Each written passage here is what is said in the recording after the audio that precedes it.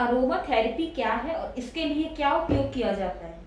देखिए, aroma therapy alternative healing technique है, ड्रगलेस healing technique है, जिसमें हम वास्तुगत, ज्योतिष और हेल्थ से रिलेटेड इश्यूज़ को क्लियर करते हैं। ये अरोमेटिक ऑयल से थेरेपीज़ दी जाती है।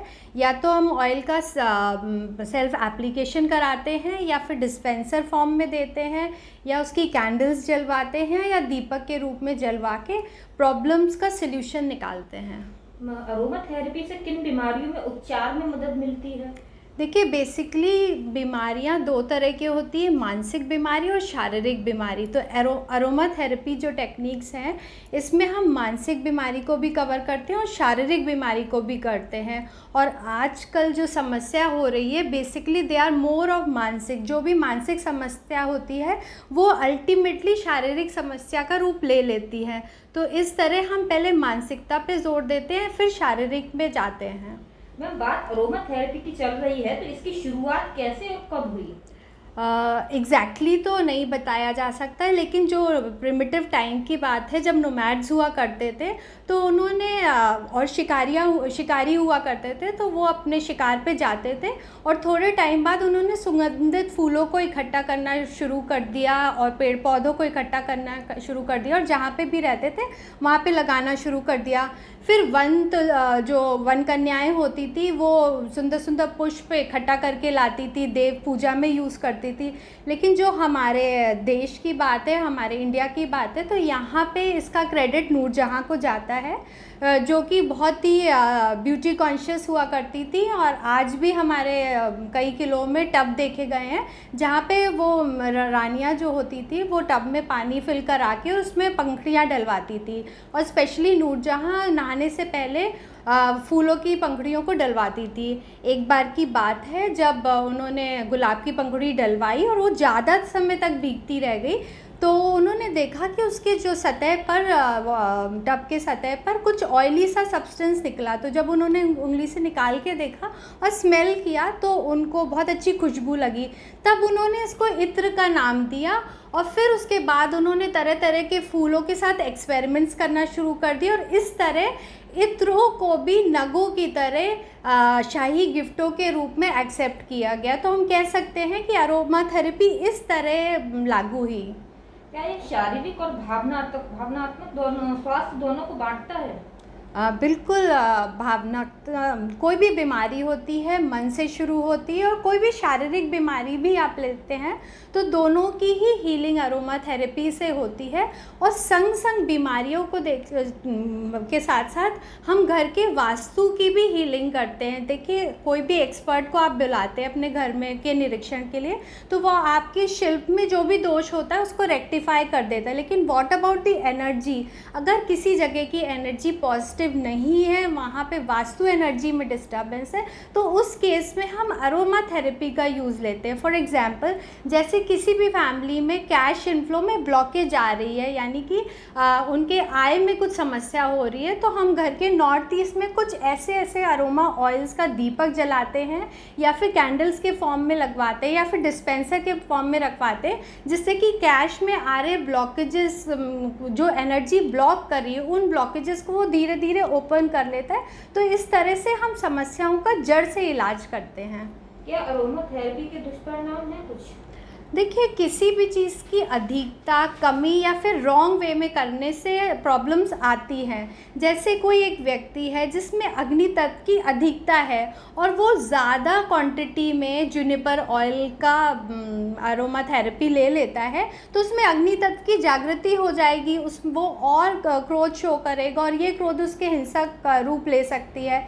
उसी तरह एक व्यक्ति जो प्रयासहीन है, या फिर वो उसमें आकाश तत्व बहुत ज़्यादा है और वो पलाश का अरोमा ले लेता है, तो वो और भी ज़्यादा गैर जिम्मेदार हो जाएगा। तो किसी एक्सपर्ट से मिल के आपको कितनी डोसेस लेनी है, किस एनर्जी पॉइंट में अप्लाई करना है, ये जानना बहुत ज़रूरी होता है। अरोमा थेरेपी कितनी लाभकारी है? देखिए ये ड्रगलेस हीलिंग टेक्निक होती है और ये समस्या को जड़ से छुड़ाने में काम करती है। बेसिकली पहले तो जिस हम एक्सपर्ट से मिल रहे हैं उसको कितनी नॉलेज है, आप उसकी समस्या आप डिस्कस करते हो, फिर अगर वो रूट कॉज निकाल लेता है और उस रूट कॉज पे हम काम करते हैं और अरोमा थेरेपी के ऑयल्स का हम सेल्फ एप्लीकेशन कराते हैं डिस्पेंसर फॉर्म में या कैंडल्स फॉर्म में या ऑयल के फॉर्म में उसको दिया जाता है। और जैसे जैसे समस्याओं की हीलिंग होती है उसकी क्वांटिटी और क्वालिटी का भी चेंज किया जाता है समय टू समय। तो इस तरह ये बहुत अच्छे से प्रभावी है समस्याओं को जड़ से ख़त्म करने में। क्या दूसरे व्यक्ति के नेगेटिव विचारों से बचाव के लिए अरोमा थेरेपी का प्रयोग किया जा सकता है? बिल्कुल किया जाता है। जैसे अरोमा थेरेपी के ऑयल्स होते हैं, हर व्यक्ति की अपनी चेतना शक्ति होती है, उस हिसाब से एक्सपर्ट उसके लिए ऑरा स्प्रे डिज़ाइन करता है जो उसकी ऑरा को प्रोटेक्ट करता है। अब ये जो ये क्वांटिटी होती है वो उसको कौन से एनर्जी पॉइंट में लगा, हमारी बॉडी में अलग अलग एनर्जी पॉइंट्स होते हैं, फिर वो एक्सपर्ट उससे बताता है कि उस अरोमा ऑयल को, ऑरा प्रोटेक्शन ऑयल को वो कहाँ पे अप्लाई करे, उसका कौन सा सेक्शन वीक है, कौन सा सेक्शन ज़्यादा प्रभावी है, उस जगह वो अप्लाई करता है।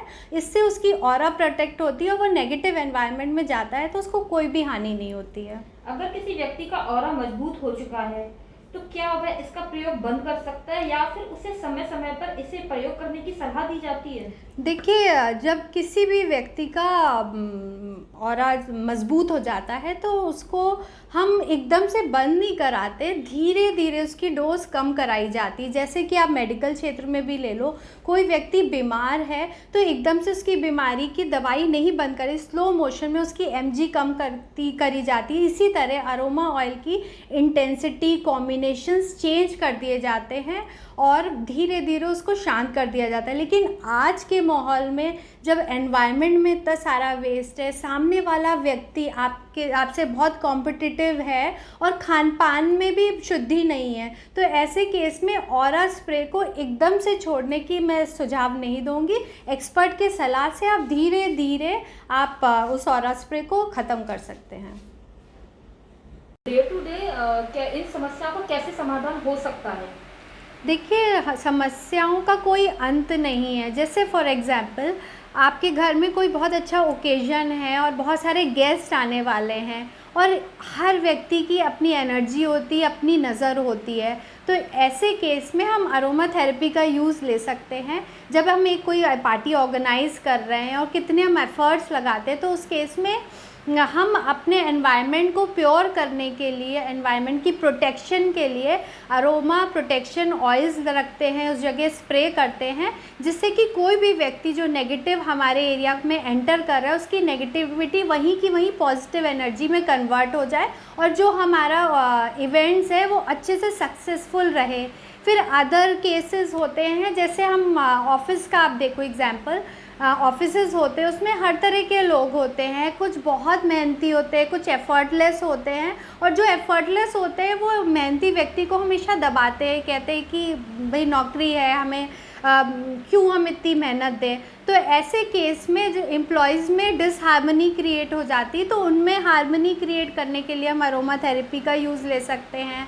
फिर आप जैसे कपल्स की हार्मनी के लिए भी हम उनके बेडरूम्स में कपल हार्मनी अरोमा ऑयल्स लगाते हैं। फिर बच्चों के रूम्स में जहाँ पे आजकल इतना मानसिक डिस्टर्बेंस है, इलेक्ट्रोमैग्नेटिक गैजेट्स हैं हमारे पास, कभी गेम के रिक्वेस्ट आती है बच्चों के पास, तो उनको डिस्ट्रैक्शन से बचाने के लिए, हम उनके फोकस ऑफ अटेंशन बढ़ाने के लिए हम अरोमा थेरेपी के ऑयल उनके रूम में रखते हैं, डिस्पेंसर फॉर्म में रखते हैं, या समय टू समय कैंडल्स जलाते हैं। तो इस तरह से हमारी बहुत छोटी छोटी डे टू डे प्रॉब्लम्स है। अब जैसे कोई व्यक्ति एक है, हमारी पूरी फैमिली है, एक व्यक्ति हमेशा टेंस दिखता है और बाकी सब नॉर्मल होते हैं, तो टेंस वाले व्यक्ति को आमतौर पे अलग कर दिया जाता है। लेकिन हमें पहले तो उसकी समस्या को जानना चाहिए, वो व्यक्ति क्यों टेंस है, क्या पता उसके सिग्नल ज़्यादा एक्टिवेटेड है और वो एनर्जीज़ को ज़्यादा कैच कर रहा है। तो समस्या को हमें किसी चीज़ को रिजेक्ट नहीं करना चाहिए, उस समस्या पे जड़ पे जाना चाहिए